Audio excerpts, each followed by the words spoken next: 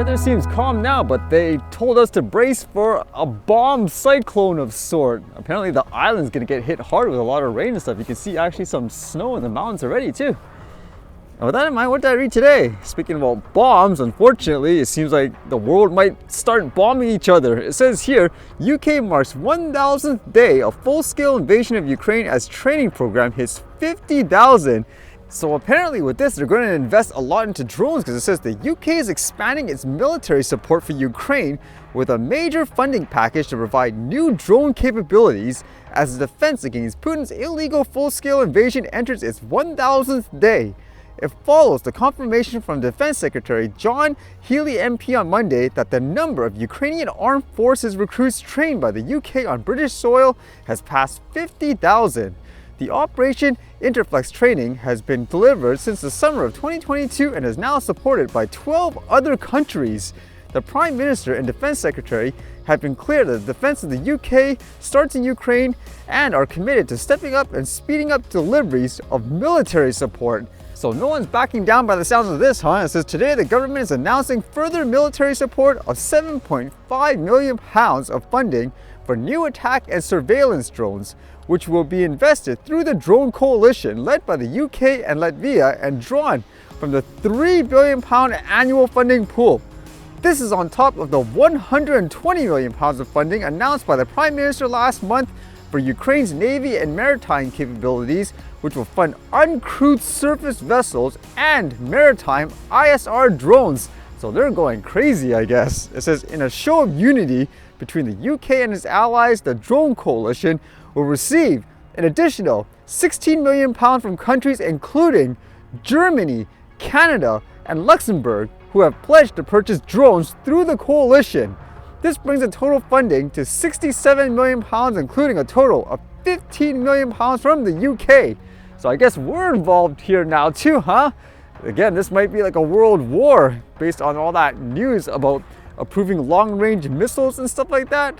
And I guess with that thought, actually, it sounds like Russia isn't going to take this news lightly in many ways, according to everything that's being published anyways. Like this says, Putin lowers bar for Russia to use nuclear weapons as Ukraine launches long-range missiles.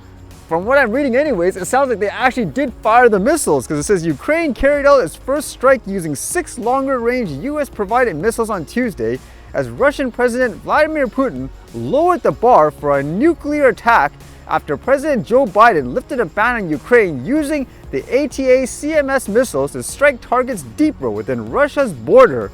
A US official confirmed Tuesday that Ukraine had launched its first strikes with the weapons under a new policy approved by the Biden administration.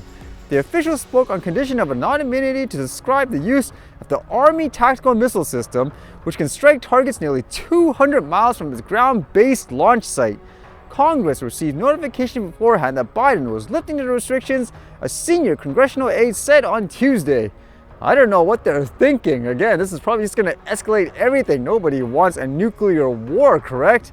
I guess we'll just have to brace and see what happens, huh? And on lighter news, I guess, in terms of people using drone tech, how about this one? In terms of controlling multiple drones for an airline, this says JAL demonstrates single remote pilot operating 5 drones. Is this kind of a hint where in the future, if passenger drones become a thing, you could have one person trying to, I guess, fly everything? It says Japanese Airlines, in collaboration with NITO and KDDI Corporation, has successfully tested the simultaneous operation of 5 drones by a single pilot across 4 locations in Japan. Conducted from October 28th to 31st of 2024, the trial aimed to advance technology enabling one-to-many drone control as part of NITO's RIAMO project. KDDI developed the control system while JAL assessed safety risk and established operational procedures. Features like voice notification and hand safety confirming the system's effectiveness. As a result, a single pilot operated a total of 5 drones safely and efficiently at 4 sites across Japan in different weather conditions and operating environments, confirming the effectiveness of the flight safety system and operations control procedures. That's what I would be curious about too. How well did they actually perform during different weather conditions, because for things like drone deliveries, for example, you can't do it if there's extreme weather in a lot of cases currently anyways. So with this, can you imagine if they actually try transporting passengers? You'll need some, I guess, stable tech when it comes to drones and stuff like that anyways. Then again, a lot of people are just converting, for example, things like a traditional helicopter into a quote drone. So in that sense, it would be kind of the same thing. But either way, I'd rather see people use tech to do good versus, like in the previous story, everyone trying to blow each other up. Who knows what's gonna happen, huh?